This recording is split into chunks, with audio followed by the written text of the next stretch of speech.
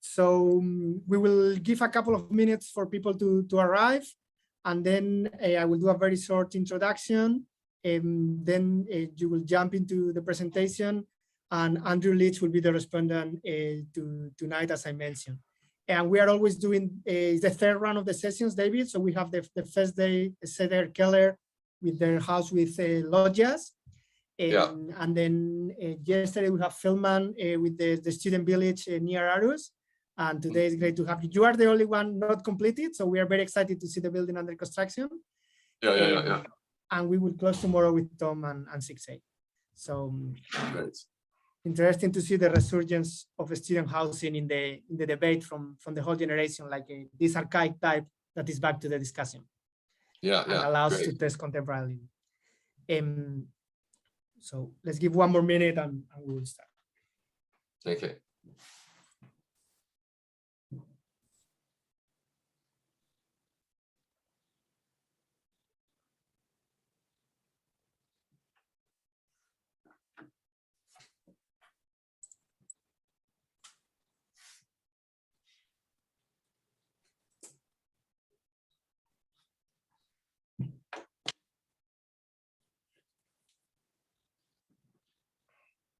Hello, everybody. Welcome to the third talk of the A Huge House lecture series at the University of Sydney.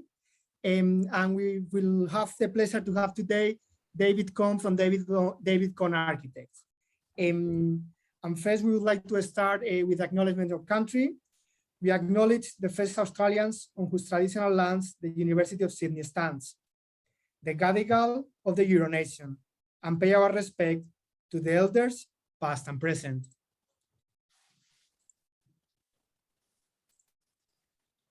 They have a sovereignty was never ceded and treaties were never signed, and the First Nation peoples remain strong in their connection to country and culture.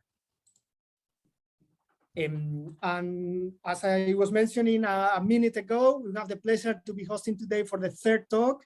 It's an hour earlier than we have been doing recently, because I think David is going later to one of his projects in Birmingham, or I don't know where you're taking the train to. But it's fantastic to be able to virtually host David Kohn Architects to talk about a new quad for the new college in Oxford. No? Many of you may know David. If not, David is an architect and educator based in London. David Kohn Architects works internationally on arts, education, student housing, and residential projects, specializing in interdisciplinary collaboration. Current major projects include the recently completed 2 buildings for the Greenwich Peninsula that you have seen all over the media, and if not, you should check. The new campus that today he's going to explain us for the new college in Oxford, a new architecture faculty for the University of Hasselt in Belgium in collaboration with Bob and Bow, and the new market halls for Birmingham City and Land Lease in collaboration with its size projects. David was previously a visiting professor at KU Leuven in Belgium, and is currently a lecturer at the Architectural Association, leading a course on the future of collaboration in architecture. Please join me in welcoming David Kohn. Thank you, David. Thank you very much, Guillermo. Delighted to be here. It's my first opportunity to be involved at the University of Sydney, so that's a real pleasure. I lived in Sydney for a year about 30 years ago. So I know the place, and hopefully I'll return in person at some point. Yeah, it's a great invitation to be able to talk about this project. As Guillermo said, it's live. It's currently on site. I was on site yesterday. I can show you some photographs from my visit yesterday. So it's all very fresh. I think Guillermo and the course's topic is very interesting, obviously, for us. And I'm going to try and position the project in the context of the huge house kind of question around the resurgence of the type, to what degree it has been around for a very long time and gone through many evolutions, and perhaps with it, using our example in Oxford, how are these very historic issues being adapted to the contemporary circumstance. So I think the invitation was to talk for about 45 minutes. I have lots of slides, and I will go at different paces. Some I might skip depending on how we're getting on, and then I understand at the end we're going to have a question or two. Right, so hopefully you're all seeing the slides. So this is an aerial render of the project, just to give you a bit of a sense of where we'll end up. And what you're seeing is a site very near the centre of Oxford. There are a ring of existing buildings that you can see around 3 new buildings, and those are the ones that have the grey roofs and the shape. In the bottom right-hand corner is the new entrance, which is the long thin building, which is a porter's lodge, and then there's a tower with an accommodation wing associated with it. Then there's a new quad building in the centre, this kind of horseshoe, and that creates 3 quads, one to the west, which is for New College School, which is the old building here, and one to the east by completing this L-shaped building here. The site is generally from the 19th century. They were villas and gardens, and our insertion is converting it from a kind of domestic context into a collegiate one. But a lot of what I'm going to tell you is about the kind of genesis of the project, and then finally arriving at construction. And just for anyone that does know Oxford, the site is the red ring on the right. Most people come via the train station. So, and the centre is quite a kind of dense area. I don't know if you see the cursor here. It's around here, and the old college, New College's campus is here. And I suppose New College, what that tells you is it's very old, because at one point in its history it was new. I think it was the 3rd college dedicated to Mary, and so its longer name is the New College of St Mary.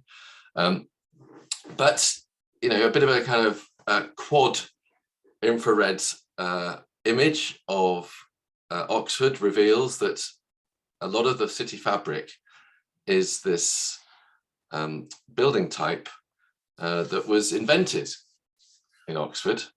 The quadrangle in Cambridge, which has a very similar urban morphology. They're called courts. And New College, one of its claims to fame is it created the first ever purpose-built and designed in a single phase quad.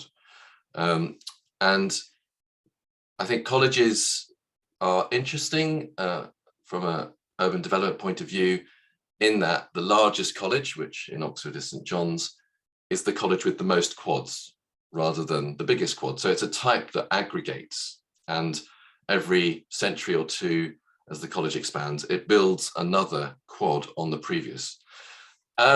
Why quads?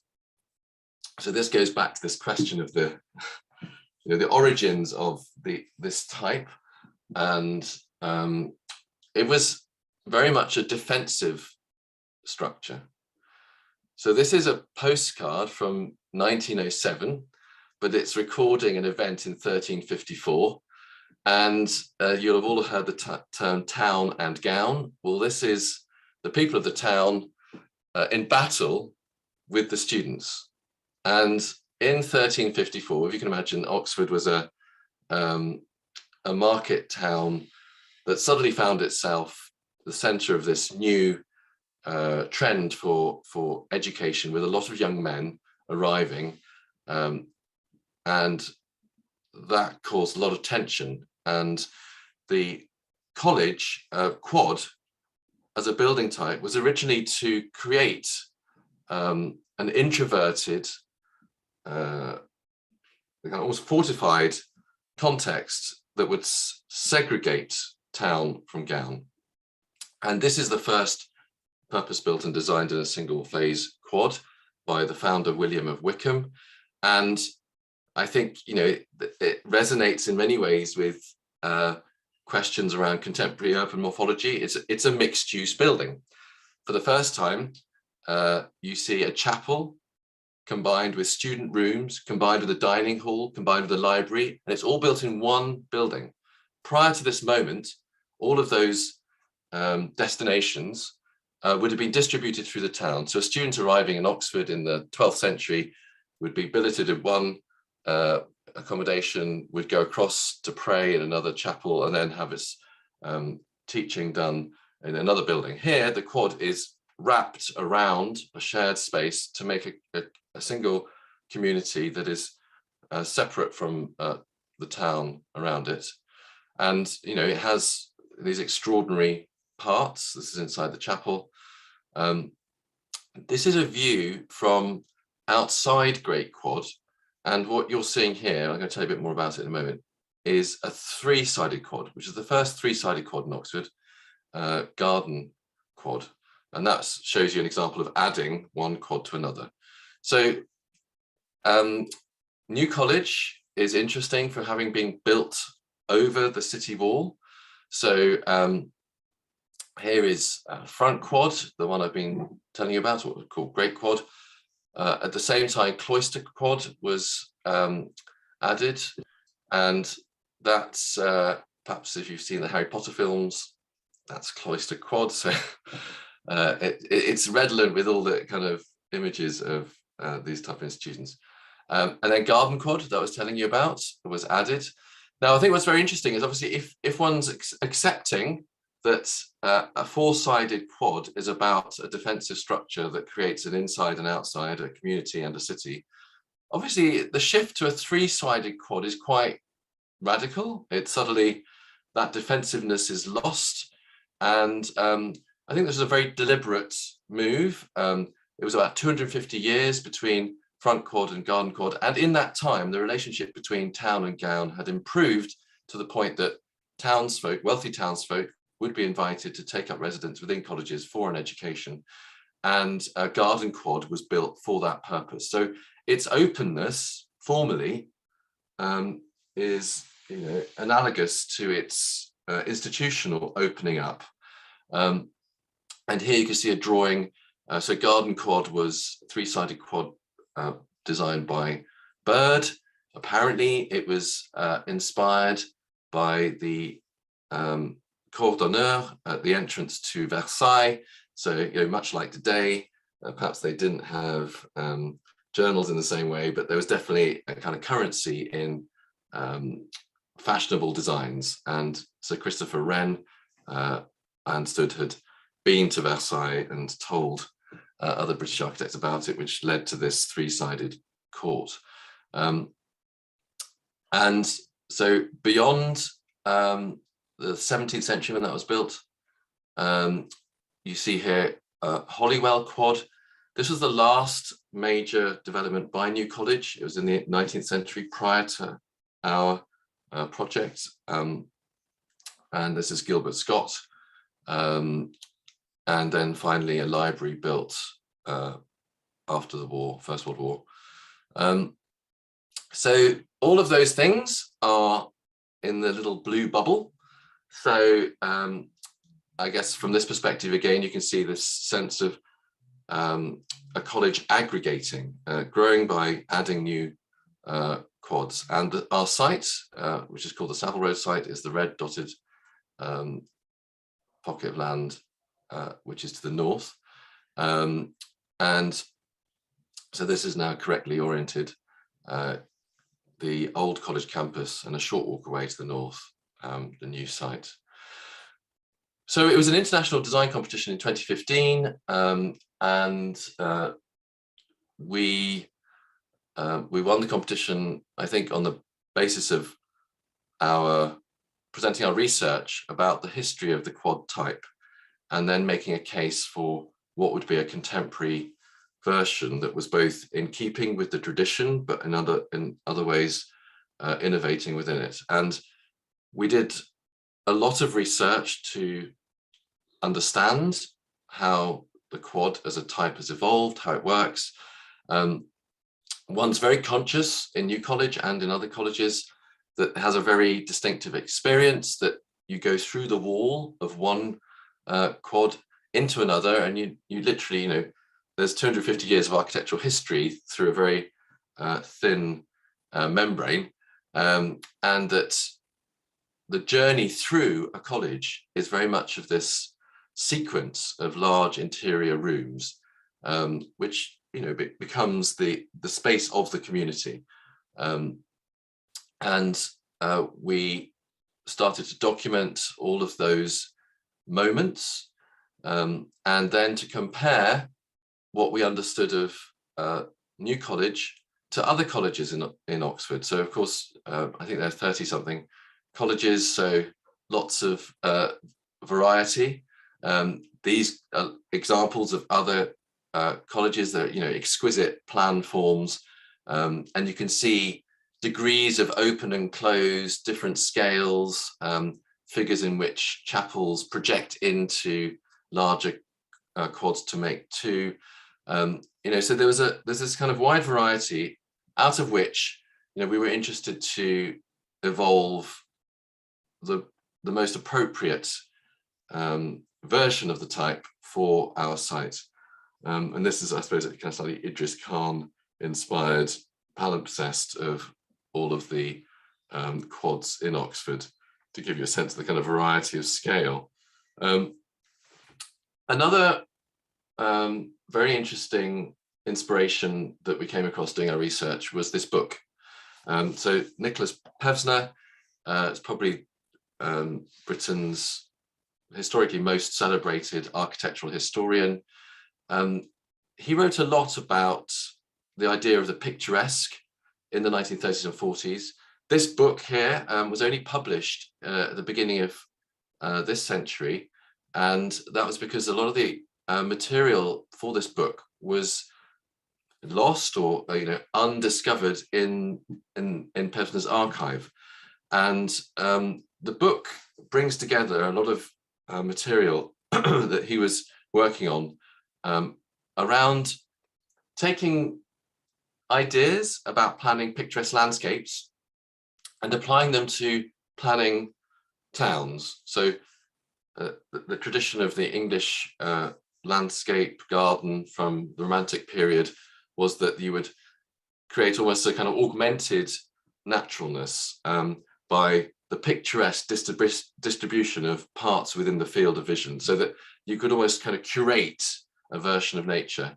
And wonderfully, he illustrated this theory by documenting a walk around New College. So, and the book has several walks. So here you can see 1 to 12, and then he commissioned a photographer to document these particular views.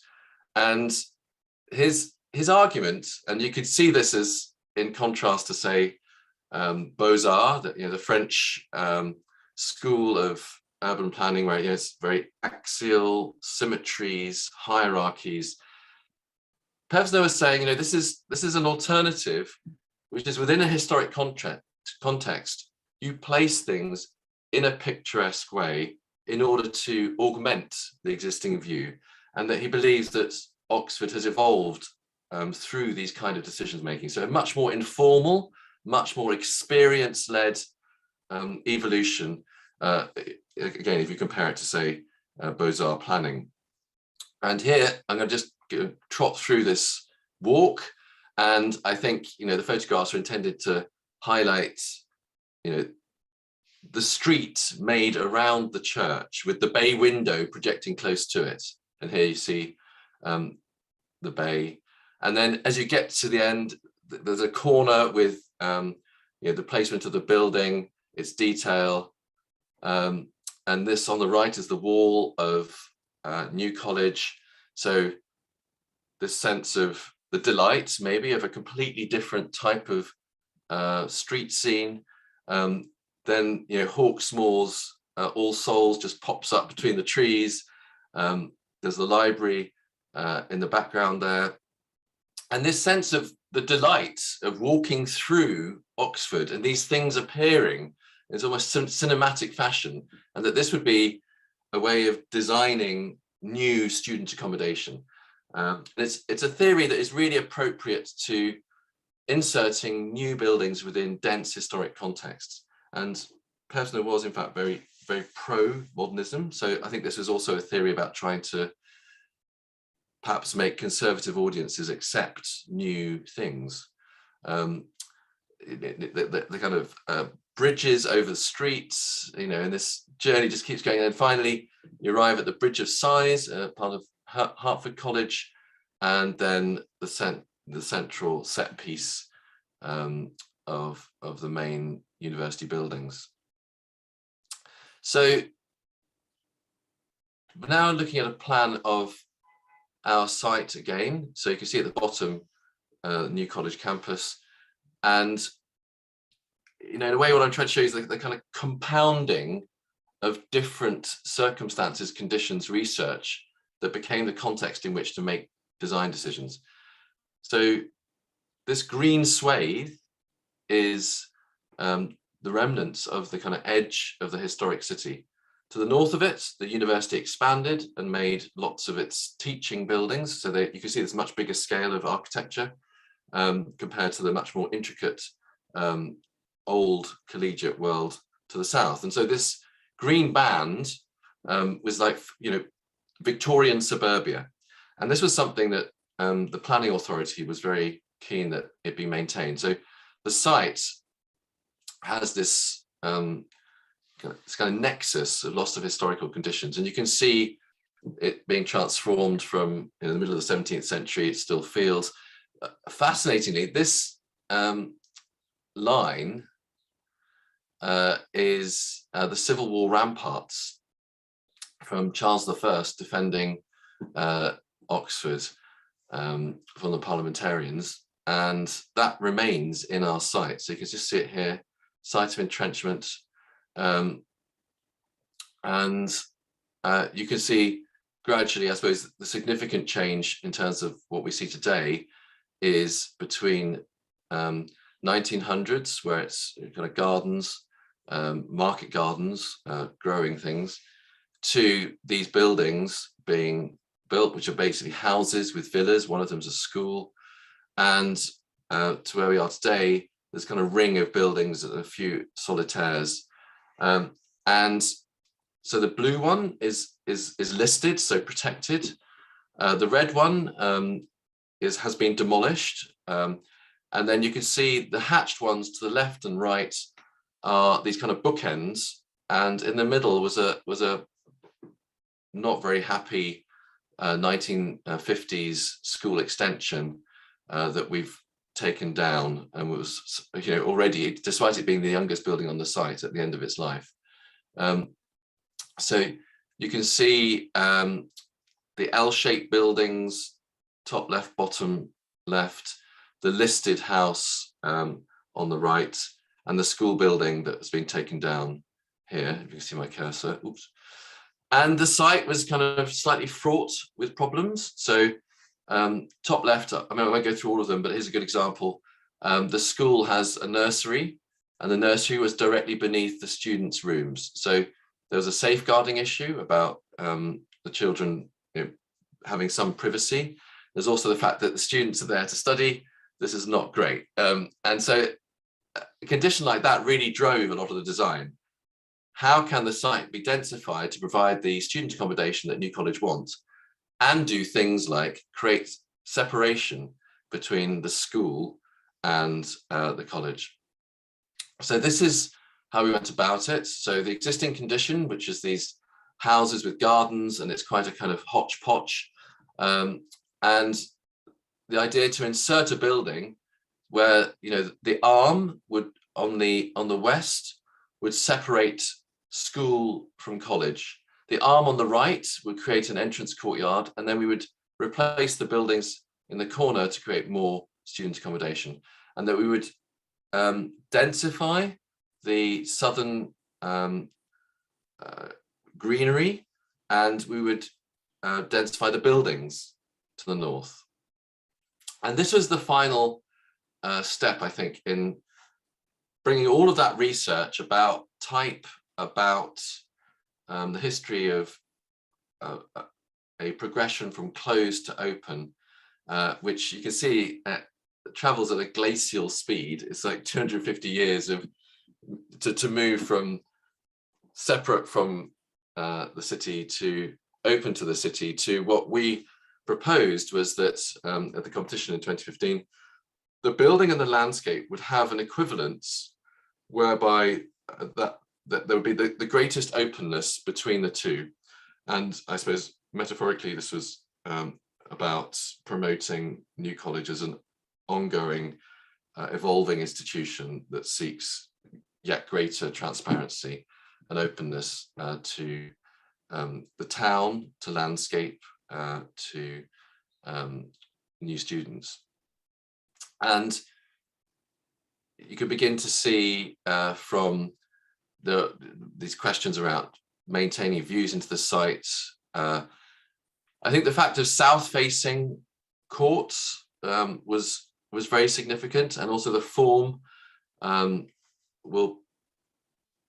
the kind of shape of the building, I think, will be picked out very much by the sun traveling around the south and illuminating the kind of scallops in quite a dynamic way. But I think probably for anyone that's seen this project, one's immediate thought will be that's perhaps quite a willful design. It has, as a piece of architecture, it suggests quite a high degree of autonomy. It's different to its neighbors. But I think I'm hoping that what will gradually become clear is quite how much what appears to be something about itself is driven almost exclusively by things around it. So the reason for the three-sided was about this openness, but also it's quite a small quad. Remember the drawing with all of them on top, it's almost at the smallest end. So we wanted to make it have a sense of interior. So that shape means that it's a kind of compensation for not being a larger quad, but also that the inner orientation is about seeing past the listed house. So you're not looking at the back of the building, which has its primary facade here. You can see how to the east and west, the building is very much about creating urban spaces. And there's also things like that, the city wants colleges to become less closed and promotes views. So we achieved the longest view from, so if you remember the public, you walk past the gate into the site and you see as far into New College as possible. There was a need to separate the new building from heritage, and I think going back to the analysis of journeys through these type of environments, a real focus on how do we maximize the walk that one might enjoy around the building through gardens, and how could one create different types of garden. In section, the building was heavily kind of contained by the surroundings and not building higher than the listed house. And I think, this is looking at Sterling's Florey building at the top of the page, which is, the work of Sterling, if you know our practice work, very interested in. And I think this was perhaps quite a radical reinvention of the quad. And then the Baker building in Boston, which has this kind of fantastic sinuous arrangement of student rooms. So that these were two more contemporary precedents that were informing our thinking. I think I've said something about the plan form. The roof form equally is very fluid, and that was about being contextual in as much as the architecture on the rest of the site is, it's from different periods. So it's like neo-Gothic on the left, arts and crafts in the center, and a kind of hybrid on the right. And these architectural styles are, one of their attributes is that the roofs are very important to the elevations. So they have large eaves, gables, and so we wanted to both work within that context, but also create an architecture that would feel contemporary. And I mean, I think what's very interesting is that, I mean, I think quite a few people have said, well, it reminds me of Gaudi, and the work of Gaudi was not too distant in time from the neo-Gothic and arts and crafts building, but of course, for many people remains provocatively contemporary. So this was our analysis of almost like the heartbeats of the different architectures, you know, what kind of rhythm they have. And you can see somehow the disappointment of 1960s architecture in flatlining. So this led to this new rhythm to our building. And as the building evolved formally, these attitudes began to affect all of the different parts of the site. And then there was an evolution, I think, which is the drawing top right is showing that this general form for the plan and section then was evolved at different levels of detail to do with bay windows, entrance sequences, and then the gardens flowing through it, achieving a gradation from more social to more lawn to something Arcadian. And so here was the final arrangement. And you know, thinking about, there is a kind of utopian dimension to these organizations, in that they're seeking to provide everything that a community would need in a single site. And I think Oxford and Cambridge colleges are different to a lot of universities in that rather than inviting students to live with people doing the same subject, you would often have very few people within each college doing a single subject. So all of your colleagues are studying something else. So there's also something, a kind of microcosm of a whole university with every subject represented. You might only have, you know, 2 architecture students, even though the year group is 40, because the rest are distributed for the different colleges. And so there's this sense of also the teaching and the curriculum being, you know, represented in each college. And so here you can see a study of how the roof forms all allied, and then how this is looking at, so the student rooms wrap the views with central corridors, so it's double loaded. And then you can see that the school occupies one wing. The form of the building to the north is very much dictated by offset distances from buildings in the neighboring college. But again, I think probably a lot of the work for us was to try and make these constraints feel like an autonomous architecture, so that one both feels that it's working with its context and has an identity and a character of its own. And this is a section through the upper story on the left of Stirling's Florey building. And so there was also an interest in taking the best of contemporary precedents. And you can see on the right, there are these duplex units at the top of the quad in Oxford. From a material point of view, the site's very varied. And we chose materials that were distinct from all of those. So there was a lot of local stone, which is no longer quarried.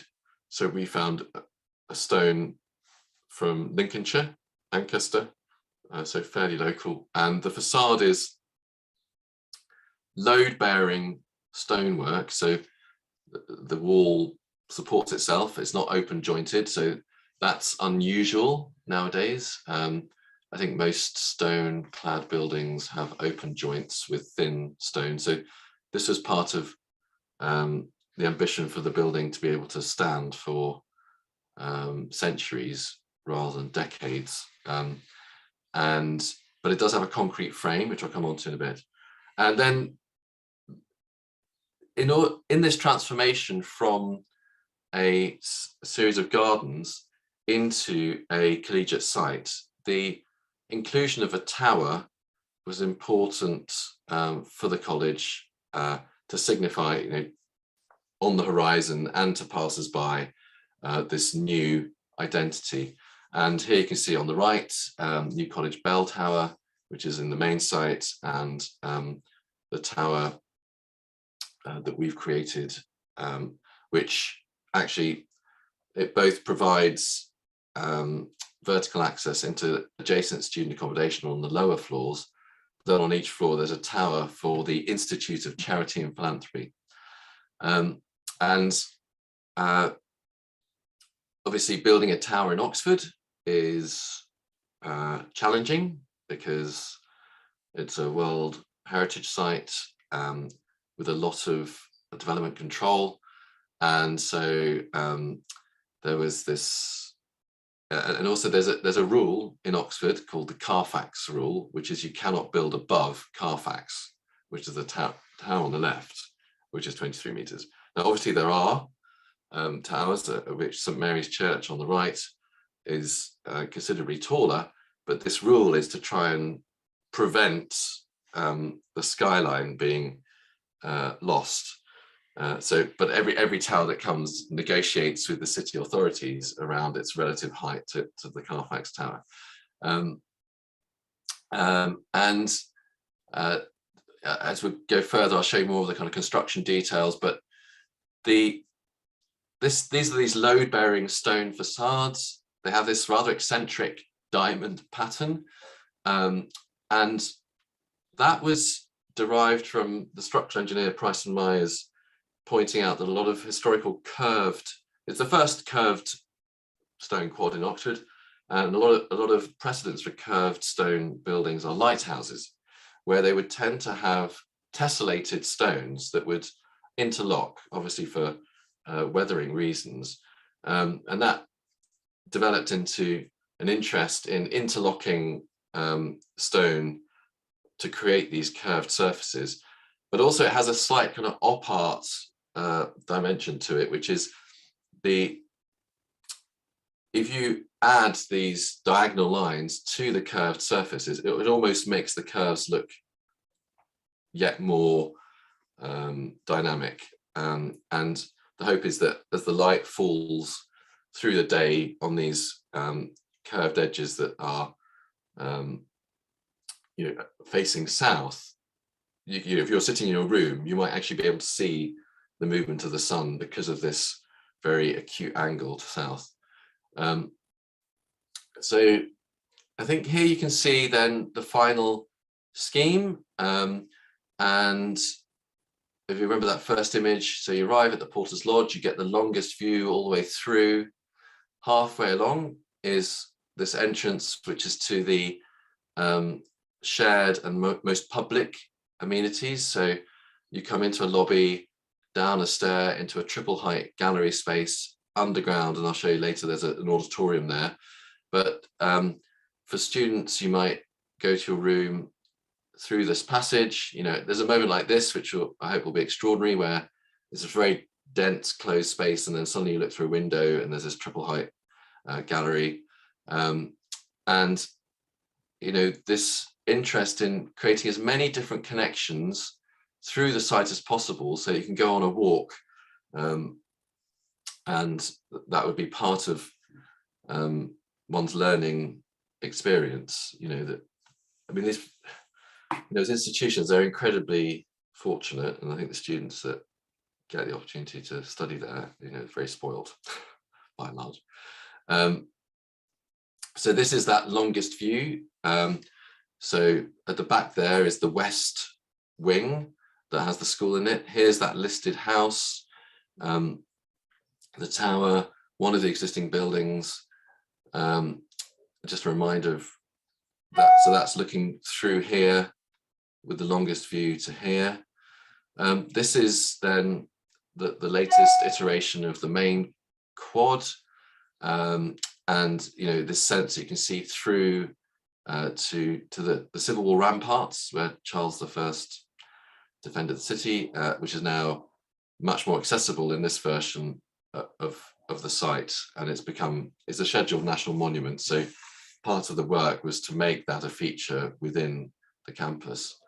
So this is looking back at the tower, and you can see how the lower stories of the tower are to provide lift and stair access to this accommodation building that's replaced one of the houses that was on the site. And you can see the more planted gardens to the south.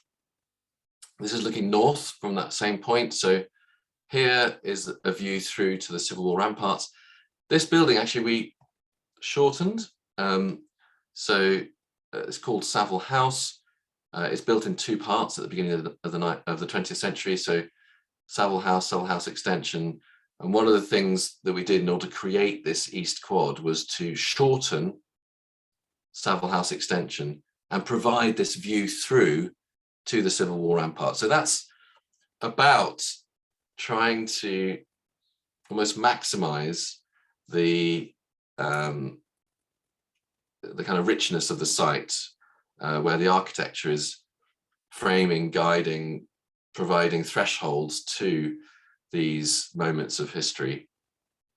And stepping back, this is the tower, which I think you've seen these, and I'm conscious of time. There's this underground auditorium, which I'm going to show you a bit of the entrance of in a moment. And the foyer to the auditorium is this octagonal space underground, which again, we're going to see a glimpse of. And so this is, there's that staircase that wraps around from where, at that point where I said there's the main entrance into the public parts, you descend into this octagon, which provides you access to all the different below ground rooms. So, and this is this gallery, this triple height gallery space, different moments of its evolution.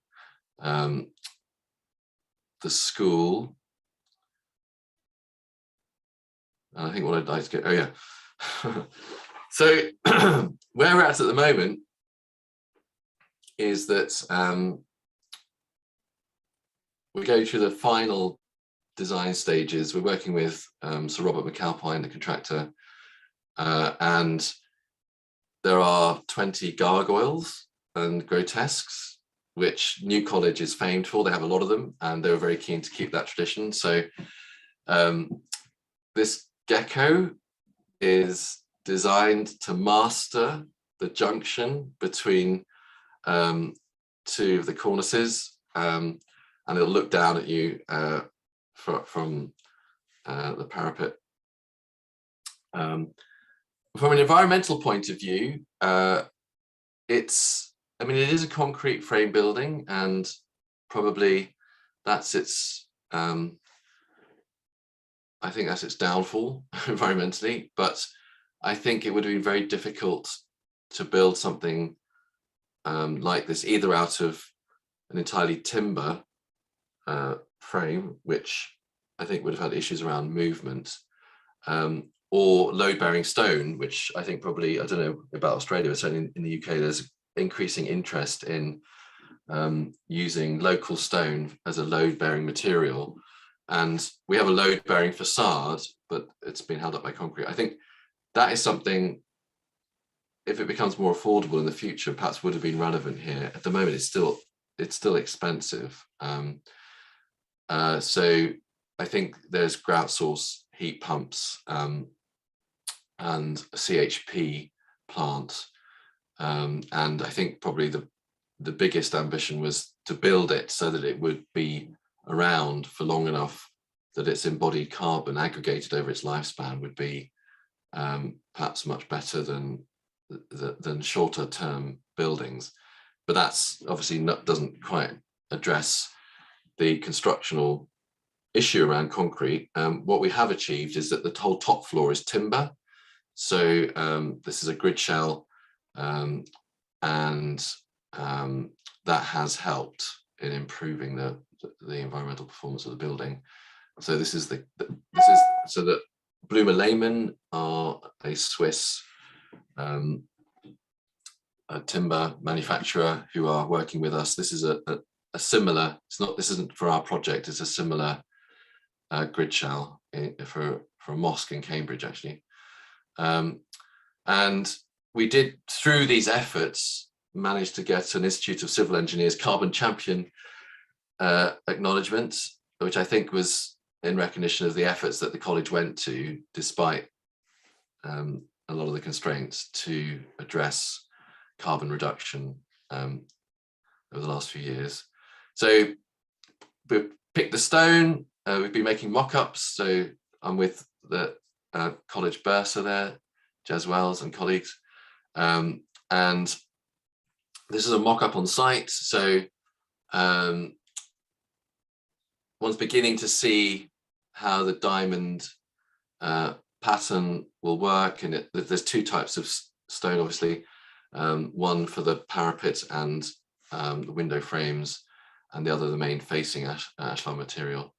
And the roof is made of tessellated tiles. Now, the color here is a bit poppy. It's actually not, it's much more even, but you get a kind of sense of the testing that's going on.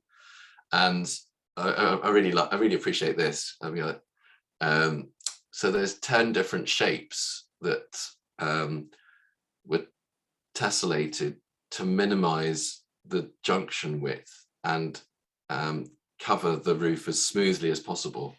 And so these are all computer cut. So we're on site. This was a few weeks ago. You can see the basement. So the music hall is here, and that long descent into the octagonal space is here. This is the main quad. The school is here. So this is the image from the poster, but the scaffolding came down for the structure of the tower, and next the stone will go up in a few months. This is digging down to create that at the basement for the music hall. So this is a kind of fun, this was yesterday. So here you're in the octagonal hall, you're looking back at the lift, and the stairs are here. So this is this triple height space that brings you from the entrance down to the common parts. So here you can begin to see this octagon room, which gives you access here to the lift and stairs to the student rooms above.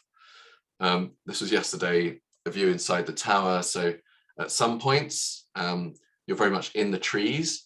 So it's quite nice that the photograph that I sent Guillermo a few weeks ago was before the trees had come into leaf, and so this sense of the changing site. And this is the very top. So it's this trefoil plan. So on the right is an office for the Institute of Charity and Philanthropy, and then you descend the stair, and eventually that joins the student accommodation. And then there's quite a game of geometries. I mean, when we were on site yesterday, I took a colleague with students from the Architectural Association, and someone said, why is there a trefoil window? And I think probably in Oxford, there's a sense that probably everything is highly significant. And maybe we're very aware of that. And rather than this being a symbol associated with the college, it's really it's the building being self-similar in some ways. So the plan of the building is a trefoil. So we put a window in the tower as a kind of a rhyme with the plan, and this figure reappears throughout the campus. So there's this interest in making things have enough visual recognition that you have a sense of its autonomy and wholeness. I think what's extraordinary is that the view, obviously, when you get to the top of the tower, you see all of the historic dreaming spires. So here, this is that octagonal space. Is about 3 weeks before they're building really fast. They're doing about a floor every month. But here you can see the form of it, that we saw the view from the inside. And then I think probably, how is it, 9:20, probably at coming to the end of our time. But here you can see the overall site, the neighbouring colleges, the sense of this suburban garden strip. Yeah, and I think that's probably the end of the presentation. So, I mean, just to kind of recap where we started, I think Guillermo's invitation was to talk about student housing as having a particular history, and you know, it being revisited now. And I hope, I mean, I think what's been a real opportunity for us working in Oxford is that it has this very long history of and a very particular building type. So hopefully you can see how we've taken that history and layered it with all the other concerns, contemporary concerns of the college and the site, in order to make this new version. So thank you very much. Thank you, David. Thanks very much. Thanks for the journey through both the type and the process. And now we are going to do what we call the long shot. And I'm going to pass it to my colleague, Andrew Leach, a professor at the University of Sydney, who is going to do this, the respondent. Okay, thank you, David. Thank you. Hi, David. Thank you so much for the time that you've taken to share this project with us. Really a provocative and stimulating project. I'm processing still a bit the task that Guillermo has given me of sending just one question away, and the implication is that it really lands somewhere terminal, or I don't know, or misses completely, in which case you're away scot-free. I haven't quite figured out what it is, but I'm going to sneak up on it, and well, we'll see. I was really drawn by the image of the photograph, the postcard that you shared of the town versus gown battle scene. I've heard of it before, but I've never seen that that particular image, and it offered a striking path to the role of the both what you described in contemporary terms as the mixed-use accumulation of buildings, and the hard edge of the college. Which clearly is broken down both over time and through the kind of gestures that you're making of the long view into the courtyard that you have designed with this new building. The two poles that that I ponder a bit with all of the colleges in Oxford and Cambridge, but it's raised again in the project that you have shared with us, is that between the home and the university, Domus Universitas, as values that always in these projects sit in tension. And thinking of, I think the account that you make of the building almost as almost to persuade us away from the sense of its willfulness, as you to borrow your own term, as something determined point by point by context, historical circumstances, sightlines, drawing on Pevsner and the idea of the accumulation of the image, regulation, and paths of use. I find that persuasive. I find that almost entirely persuasive, and I guess here comes my question. It's a long shot. I've drawn the bow. Whether it lands, I don't know. The work itself is, to what extent is your project a thing in itself, as opposed to something connected into the fabric of New College in its entirety? To what extent do you see this as something alone, even as it is something determined by that with which it is surrounded? Yeah, Okay, Guillermo? no, thank you for that. I think that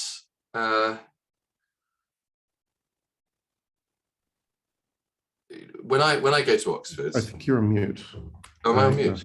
Okay. Oh, is it me who needs the volume? Can you hear me okay? Okay, I'm okay. It's Guillermo and I are trying to avoid feedback loops. Go for it. Okay. When I'm in Oxford, one of the things that I'm serially aware of is that as you go from court to court, or quad to quad, let's not get all Cambridge on it.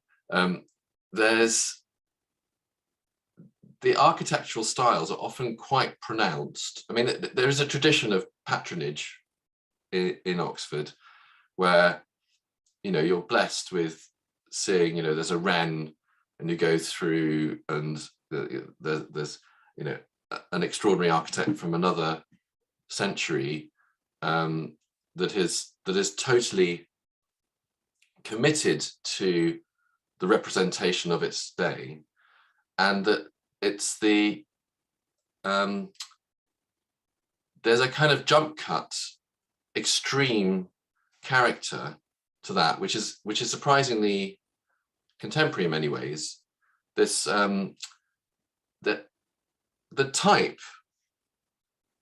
creates a kind of sense of continuity, in that growth is by aggregating the type. So that has some kind of consistency and legibility. But architecturally, within that type, Oxford is, out one door, it's Gothic, out another door, it's classical, next one, Mannerist, and I think for me that's both a pleasure, and the diversity of it is really notable, and I think affecting. It makes you think. You're very aware of change. It is a conservative place that's it's a perpetual institution that in many ways doesn't transform itself as fast as other aspects of British society, or but it does have these moments of a kind of clear interest in breaking from the past, of renewal. And so I think it's that pleasure that probably drives an interest in continuity of that project, that you're extending typologically colleges, but that you're taking the opportunity to commit to a new identity. And so, yes, I think that, clearly, I mean, it's slightly brief driven and client driven, in that they chose a scheme that was, a curved quad, and it fitted their aspiration to, I think, create something that felt both contextual and new. So it doesn't feel like we're able to break very far from what the expectations are, and we're just almost taking advantage of that, what one encounters in Oxford already, to do something new.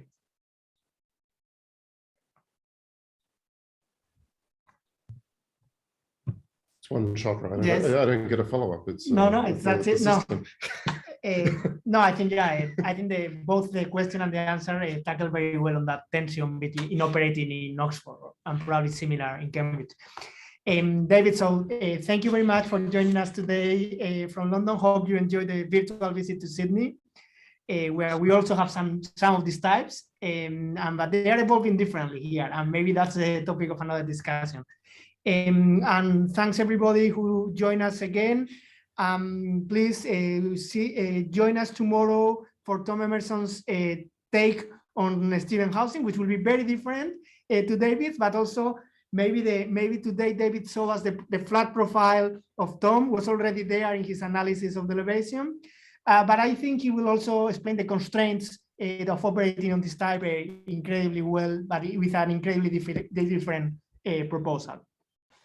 Thanks again, David, for joining us, and thank you everybody for being another night with us. See you tomorrow at 6:30. Have a good day, David.